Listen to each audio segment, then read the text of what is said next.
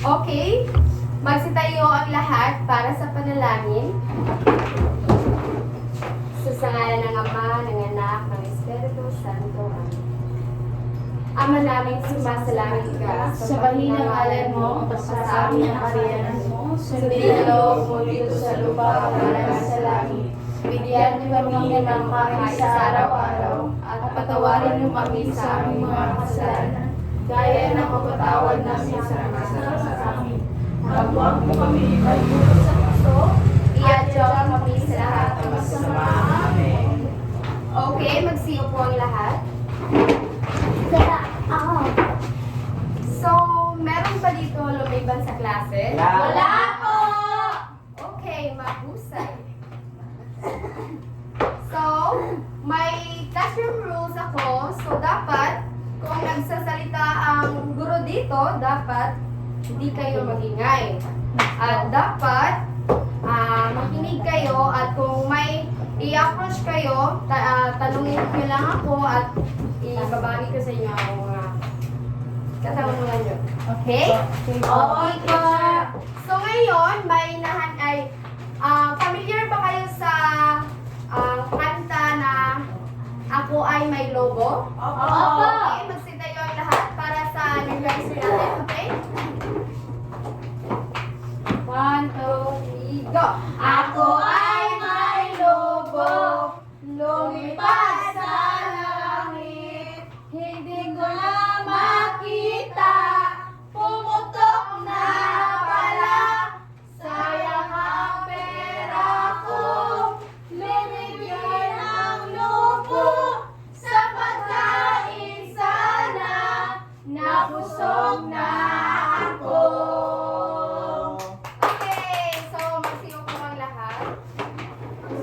So ngayon, una, dapat may ibabahagi ako sa iyong kwento. Dapat makinig kasi may itatanong ako sa inyo. Handa na bang lahat? Opo. Okay. So, noong unang panahon, ang pamagat ng kwentong ito ay bakit mas maliwanag ang araw kaysa sa buwan. Noong unang panahon, may dalawang magkakapitid na babae. Maganda ang kalooban ni Araw, ang mas matandang kapatid. Pero si Buwan ay malupit at hindi tapat. Isang gabi, nanaog sa lupa ang Diyos mula sa langit.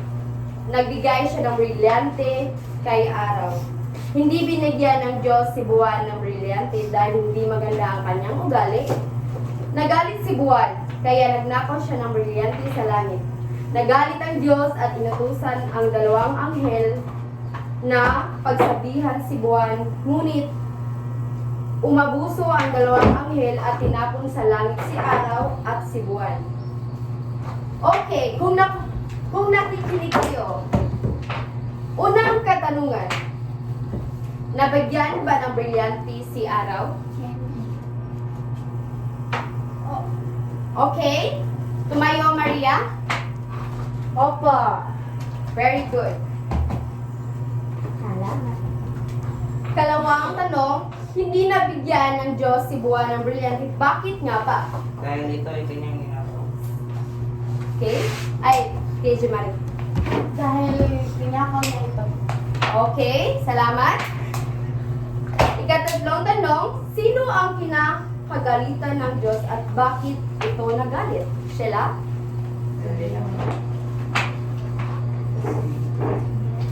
Dahil sumuway ito sa utos ng Diyos, kaya hindi siya binigyan. Okay, salamat. At palakpakan ng sarili kasi nakasagot kayo.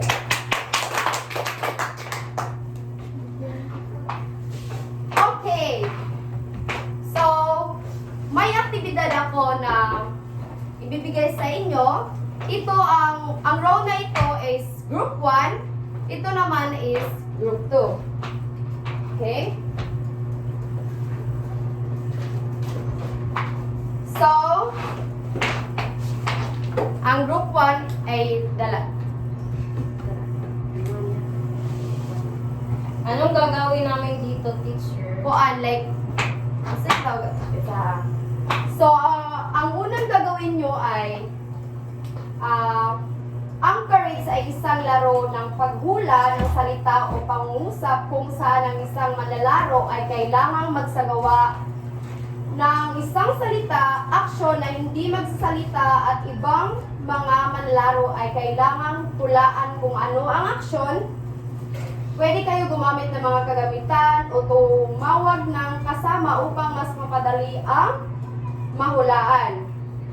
Kung sino ang makakahula, siya naman ay pupunta sa harapan para maging manlalaro. Naintindihan ba ang lahat? So kami ang hula teacher? Opo. Dapat kanang inyong kagrupo, kanang, for example, si IB, i-action niya, balik na po, kolora, balik na po, ana. Okay? So, ang group 1 is, kamo una. Okay. Sige.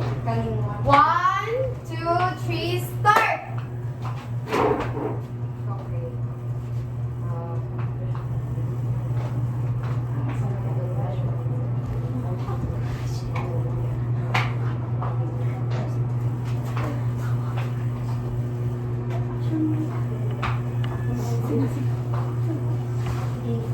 Lights, sige. Lights, camera, action!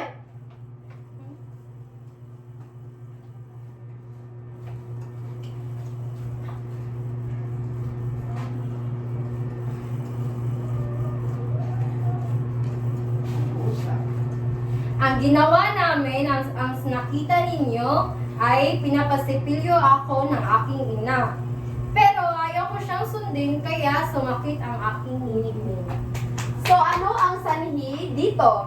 Ang sanhi ay hindi pagsisipilyo ng araw, ay hindi araw-araw ka nagsisipilyo. At ang bunga nito, kaya sumakit ang aking ngipin. Okay, group 2.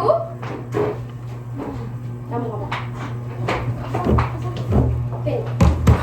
I-action it.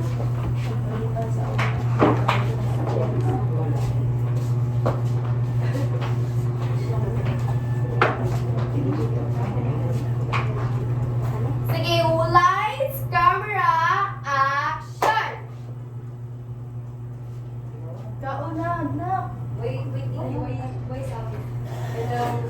Pick me up.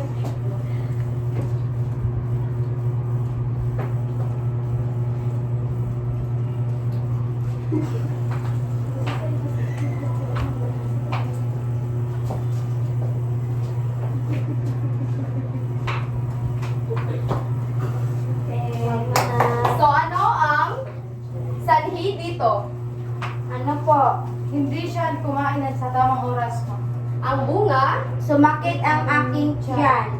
very good. Masyo po ang lahat. Salamat. Salamat po. Bigyan ng 5 puntos.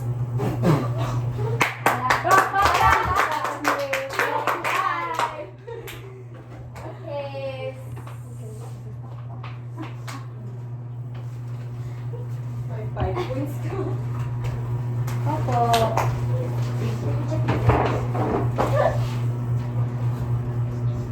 Okay, may ibibigay ako sa inyo. Dapat mahulaan nyo ano ang bunga at sanhi dito. Opo. May naintindihan na ba kayo sa bunga at sanhi? Opo. Gaya ng ginagawa nyo sa aktibidad, yun ang bunga at sanhi. Hindi po.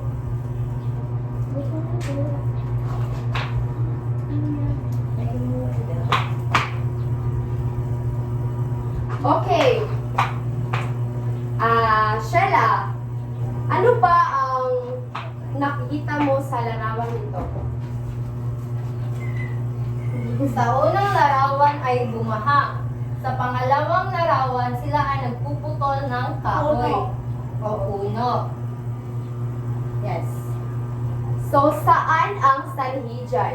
Ang sanhi dito ay pagpaputol ng kahoy. Kaya ang bunga, pagpaputol nila ng kahoy, kaya ay bumaha. Dahil ang kahoy or ang puno, sila yung sumisipsip ng mga baka. Very good! So, Jemari, ikaw naman dito sa ikalawang. So, sa unang larawan, ma'am, is siya ay nag-aaral ng mabuti. Okay. Sa pangalawang larawan is nakakuha siya ng mga mataas na score ng marka. So, ang sanhi dito, ma'am, is nag-aaral siya ng mabuti at ang bunga ay nakakuha siya ng mataas na marka. Thank you! Okay.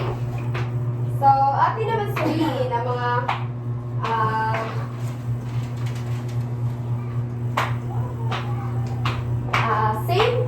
same ra gihapon sa isa. Dapat ma-identify ninyo ang B ug C, ang B ug A na asa ni sila dapita nga asa ni sila dapit nga na-connect. Okay? Handa na bang lahat? Opo, teacher. Okay. So, number 1 is Ivy. Number 2 is Maria. Oh, number 3 is Maria. Number 4 is Shella. And 5 is Maria. Okay? Opo. Ako muna, oy.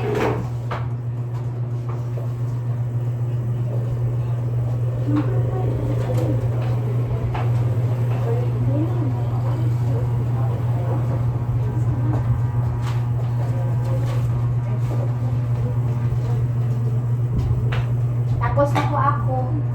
Okay, ang iba naman. Yay! Ako ay nakasagot. Okay, very good. Base naman sa larawan, sa inyong sinagot, ito ay tungkol sa sanhi at bunga. Tama ba or hindi? Tama. Very good. Ano nga ba ang sanhi at bunga? Maria? Ano nga ba ang sanhi? Ang sanhi ay ito yung, kumbaga ito yung dahilan at ang bunga ay ito yung epekto. Very good. Good. Okay. 5 palakpakan kay Maria. 1, 2, 3, 4, 5. Okay. So, ang bunga ay tumutukoy sa kinalabasan o resulta ng dulot ng isang pangyayari. Halimbawa, nagtatrabaho si May sa ibang bansa upang makapagtayo ng maraming negosyo sa Pilipinas. Alin kaya dito ang pangungusap, ang bunga at sanhi? So, ang bunga, sa pangungusap ay nagtrabaho si May ng ibang bansa. Ang sanhi naman dito ay upang makapagtayo ng maraming negosyo sa Pilipinas. Okay, nakikinig naman lahat? Opo. Hindi ba kayo inaantok? Hindi Okay, mga salitang nakikita natin sa bunga, sa sanhi. So, ang mga salitang nakikita natin sa sanhi, number 1 is kasi. Number 2 is sapagkat.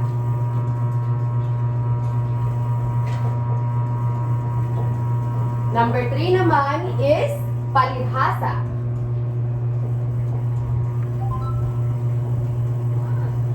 At number 4 is ngunit.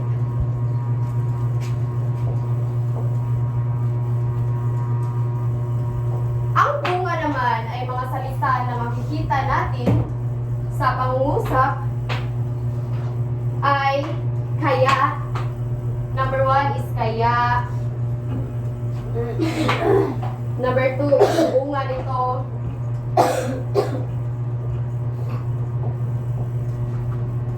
At number 3 is tuloy.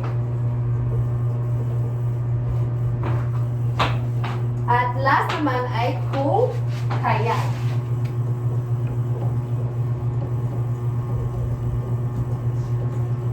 Naintindihan niyo ba ang mga salitang nasa pangungusap? Opo, teacher. Wala ng energy. Opo, teacher. Okay. Kumuha kayo ng isang buong papel para sagutan nyo ito.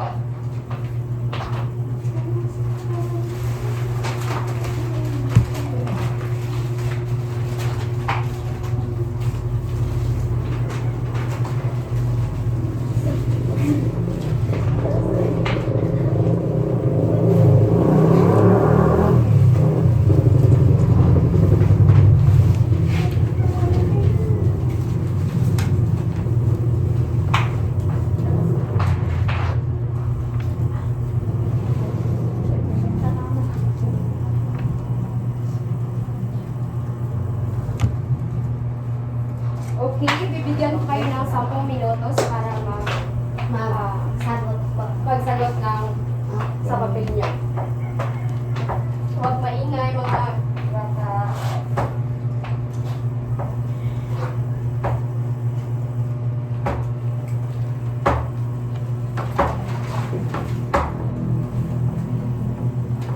Tapos na po. Tapos na? Ikaw, tapos na po kayo? Tapos na po. Very good. Sige, Hindi pa po Sheila, tapos. ipasa lahat ng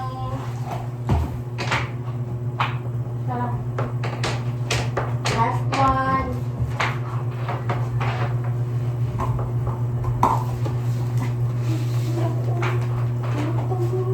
Ha? Okay, tapos na? Yes, sir. Okay.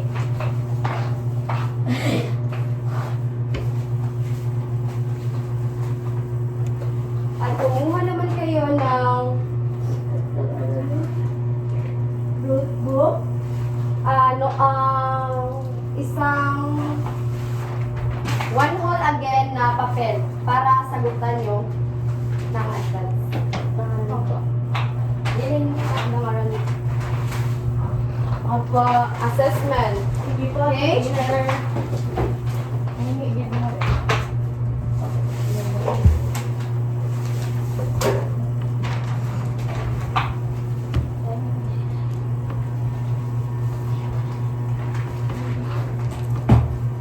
Okay, kumuha na kayo ng buong papel. Ako. Ilan ba kayo? Opo, teacher. So, sagutan nyo yan.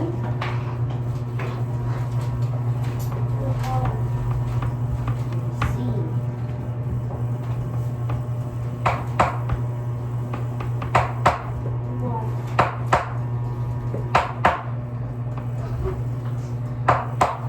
Okay na ba? Tapos na po. Tapos na? Opo. Last na lang po, teacher. Okay. Pagkatasan na. Okay na po, teacher. Ito po, teacher. Very good. Cool. Okay, panghuli. Kumuha ng takdang aralin yung notebook. Opo. Sige po. So, i-dictate ko lang ito. So, magsusulat lang kayo. Okay, pass na. So, gumawa ng 5 pangungusap at tukuyin doon kung ano ang sanhi at bunga. Okay, nakikinig ba kayo? Opo. Okay. Dun lang. Yun lang po. Pa. Yung takdang aralin. Okay. Sanhi at bunga. Opo. 5 pangungusap. Opo. H, ma'am. Yes. Okay po, ma'am. Okay. Magsagot ka, Sheila. Ano? Okay. So, magsitayo ang lahat para sa pangwakas na panalangin.